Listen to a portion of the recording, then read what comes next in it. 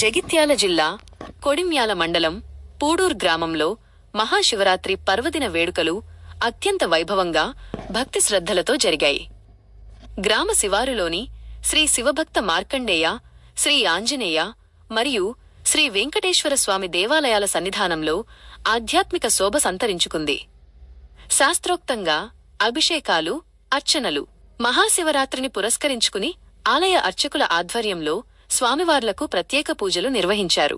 తెల్లవారుజాము నుంచే శివలింగానికి పంచామృతాలతో పాలు, పెరుగు, నెయ్యి, తేనె, చక్కెర, మహాభిషేకం చేశారు. అనంతరం స్వామివారికి అత్యంత ప్రీతికరమైన బిల్వపత్రాలతో మారేడు దళాలు, సహస్రనామార్చనలు, ప్రత్యేక అలంకరణలు చేపట్టారు. ఈ వేడుకల్లో పూడూర్ గ్రామ ప్రజలు, మహిళలు, వృద్ధులు మరియు యువత పెద్ద సంఖ్యలో పాల్గొన్నారు. ఆలయ ప్రాంగణమంతా భక్తుల శివనామస్మరణతో మారుమోగింది. భక్తులు క్యూలైన్లలో వేచి ఉండి స్వామివార్లను దర్శించుకుని మొక్కులు చెల్లించుకున్నారు. భక్తులకు ఎటువంటి ఇబ్బందులు కలగకుండా ఆలయ కమిటీ సభ్యులు అన్ని ఏర్పాట్లు చేశారు. త్రిమూర్తుల సాక్షిగా ఆధ్యాత్మిక ఉత్సవం.